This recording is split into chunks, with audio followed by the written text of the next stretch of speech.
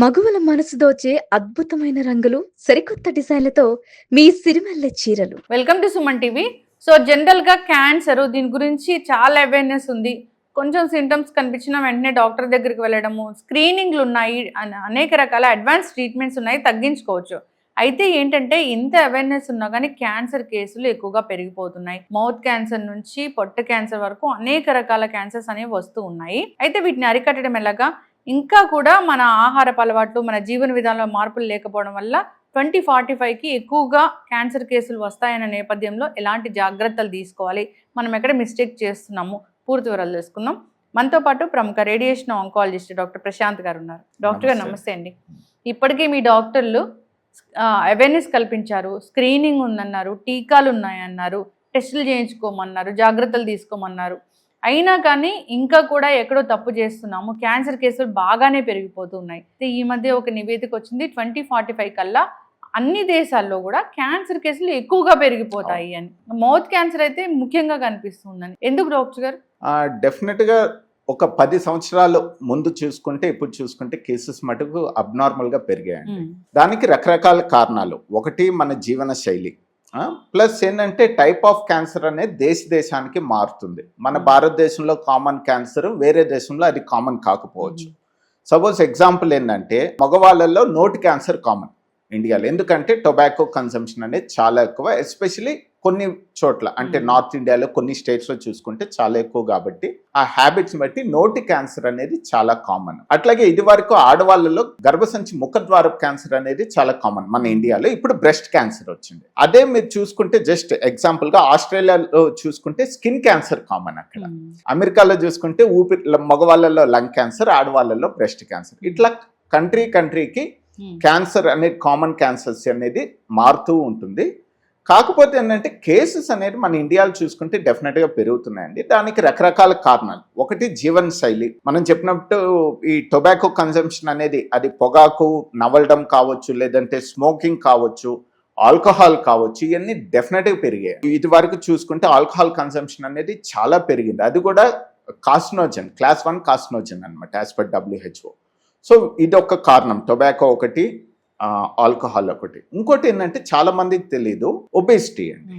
Obesity అనేది చాలా క్యాన్సర్లకి, మా ఆడవాళ్ళలో చూసుకుంటే రొమ్ము క్యాన్సర్ కానీ, పేగు క్యాన్సర్ కానీ, మగవాళ్ళలో ప్యాంక్రియాస్, పేగు క్యాన్సర్, ఇట్లా చాలా క్యాన్సర్లో ఈ ఒబేసిటీకి డెఫినెట్గా రిస్క్ అనేది చాలా పెరుగుతుంది. ఒబేస్ ఉన్న వాళ్ళలో క్యాన్సర్ ఈ కొలాన్ క్యాన్సర్, ఈ రొమ్ము క్యాన్సర్ కానీ, గర్భాశయ క్యాన్సర్ కానీ, ఈ క్యాన్సర్ వచ్చే రిస్క్ రిలేటివ్ గా ఒబేసిటీ ఉండే వాళ్ళలో చాలా ఎక్కువగా కనిపిస్తుంది.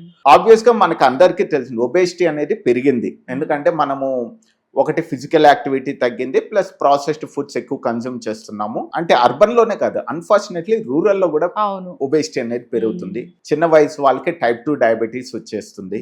సో ఎన్ని రిస్క్ ఫ్యాక్టర్స్ ఈ రకంగా పెరిగాయండి. పోతే ఏంటంటే మీరు ఇందాక అన్నారు 2045కి చాలా పెరుగుతాయని. ఇంకోటి ఏంటంటే మన లైఫ్ ఎక్స్పెక్టెన్సీ పెరిగింది, అదొకటి గమనించుకోవాలి. మనము ఎంత కాలం జీవిస్తే ఎక్కువ ఏజ్ ఉన్న వాళ్ళకి క్యాన్సర్ వచ్చే రిస్క్ పెరుగుతుంది. మన భారతదేశంలో ఇప్పుడు సగటున 70 సంవత్సరాలు అండి. అంటే స్టేట్కి కొంచెం డిఫరెన్స్ ఉంటుంది. కేరళ లాంటి రాష్ట్రాల్లో 72 కన్నా ఎక్కువే ఉంది. కొన్ని రాష్ట్రాల్లో 68, 69 ఉంటుంది అనమాట. సో మీరు ఇది పెరుగుతుంది డెఫినెట్గా, అదొకటి మంచి విషయమే. కొన్ని రోజులకి నా expectation as per this thing ఏంటంటే ఇంకో 10 yearsలో 75 దాకైతే వెళ్తాం. ఎప్పుడైతే మనం ఎక్కువ కాలం జీవిస్తున్నామో క్యాన్సర్ రిస్క్ పెరుగుతుంది అనమాట. అది ఒకటి మనం గుర్తుపెట్టుకోవాలి. సో ఈ రకరకాల కారణాల చేత ఈ మనకి క్యాన్సర్ వచ్చే ఛాన్సెస్ పెరుగుతుంది. ఒబెసిటీ అనేది పాండమిక్ అవుతుంది ముందు అనేది కూడా అయిపోయిందండి, అవుతుంది కదా, ఆల్మోస్ట్ అయిపోయింది పాండమిక్. ఎస్పెషల్లీ అర్బన్ ఏరియాస్ లో మనం చూసినట్లయితే మనకి బయటే majority of us are not this thing అనమాట. మనం ఒబేస్ ప్రాపర్గా ఉండాల్సిన ఐడియల్ బాడీ వెయిట్ మెయింటైన్ చేయము. సో మాల్ నరిష్డ్ అంటారు అనమాట. అంటే అండర్ నరిష్డ్, ఓవర్ వెయిట్ రెండు మాల్ నరిష్ కిందే వస్తుంది. మన మెజారిటీ ఆఫ్ ఇండివిజువల్ ఎస్పెషల్లీ పిల్లలు, చిన్న వయసు వాళ్ళు ఒబేసిటీ అనేది చాలా ర్యాంపెంట్ గా ఉంటుంది. ఎవరైనా పిల్లలు కొంచెం సన్నగా కనిపిస్తే ఏంటి అట్లా ఉన్నారా అని అడుగుతూ ఉంటారు. ఇంకా కూడా తెలియట్లేదు డాక్టర్ గారు, సరైన పోషకాలు పోతున్నాయా లేదా అని. సన్నగా ఉన్నా కూడా వాళ్ళు హెల్తీ అయి ఉండొచ్చు, వాళ్ళు ప్రాపర్ డైట్ తీసుకుంటుండొచ్చు, వాళ్ళకి సరైన పోషకాలు అంటే వైటమిన్స్ కానీ along with of course majority ఇది కార్బ్స్ కానీ ఫ్యాట్స్ కానీ ప్రోటీన్స్ ప్రాపర్ ప్రోటీన్ డైట్ తీసుకొని మంచి ఫిజికల్ యాక్టివిటీ చేసుకుంటూ తక్కువ జంక్ ఫుడ్ ప్రాసెస్డ్ ఫుడ్స్ తక్కువ కన్జ్యూమ్ చేస్తూ వాళ్ళలో ఐడియల్ బాడీ వెయిట్ బాగా మెయింటైన్ చేస్తారు. అన్ఫార్చునేట్లీ ఏంటంటే మన పిల్లలు ఇప్పుడు ఎడ్యుకేషన్ సిస్టమ్ వల్ల ఫిజికల్ యాక్టివిటీ అనేది చాలా తక్కువ అండి. ఎందుకంటే స్కూల్లో ప్రాపర్ స్పేస్ ఉండట్లేదు ఆడుకునే దానికి. ఒకవేళ 25-30 years ముందు చూసుకుంటే మన అందరం ఫిజికల్ యాక్టివిటీ చాలా ఎక్కువ ఉండేది, ఇప్పుడు చాలా తక్కువ ఉంటుంది. ప్లస్ ఏంటంటే ఈ ప్రాసెస్డ్ ఫుడ్స్ కన్సంప్షన్ అనేది రిలేటివ్గా పెరిగింది.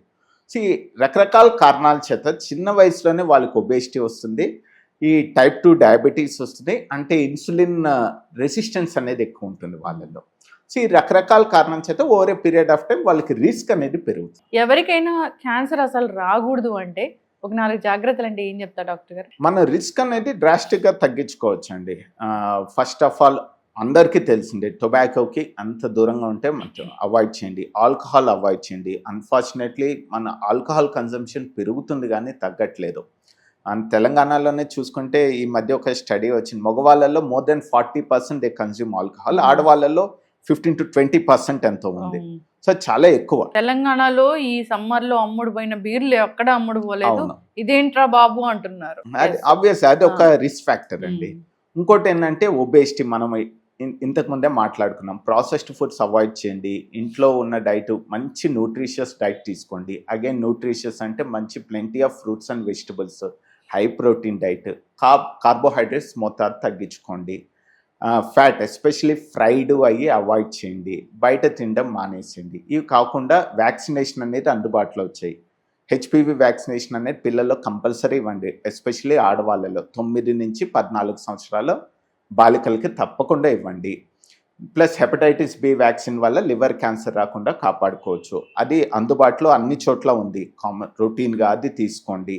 ప్లస్ ఏంటంటే ప్రాపర్ స్క్రీనింగ్, కొంచెం అవేర్నెస్ ఉండి స్క్రీనింగ్ 40 సంవత్సరాలు దాటాక రెగ్యులర్గా ఆడవాళ్ళు సంవత్సరానికి ఒకసారి అంటారు, నేను చెప్పడం అట్లీస్ట్ 2-3 సంవత్సరాలకు ఒకసారి మెమోగ్రామ్ చేసుకోండి. 25 సంవత్సరాలు దాటిన మహిళ ఎవరైతే సెక్షువల్లీ యాక్టివ్గా ఉంటారో కనీసం 3 సంవత్సరాలకు ఒకసారి ప్యాప్స్మియర్ అనేది సింపుల్ టెస్ట్ కామన్గా అవైలబుల్ ఉంటుంది, అది చేసుకోండి. ఇవే కాకుండా స్క్రీనింగ్ పెద్ద వయసు వాళ్ళు 55-60 years దాటాక పిఎస్ఏ లెవెల్ ప్రాస్టేట్ క్యాన్సర్కి సింపుల్ బ్లడ్ టెస్ట్ అండి. ఇట్లా కామన్ క్యాన్సర్స్కి స్క్రీనింగ్ రెగ్యులర్గా చేసుకోవడం వల్ల ప్లస్ ఈ సింపుల్ లైఫ్ స్టైల్ చేంజెస్ వల్ల, ఇంకోటి ఏంటంటే ఐడియల్ బాడీ వెయిట్ మెయింటైన్ చేయండి, రెగ్యులర్ ఎక్సర్సైజ్, ఎందుకంటే చాలా స్టడీస్ ఉన్నాయన్నమాట, రెగ్యులర్గా ఎక్సర్సైజ్ చేసే వాళ్ళలో క్యాన్సర్ రిస్క్ చాలా తక్కువ ఉంటుందని.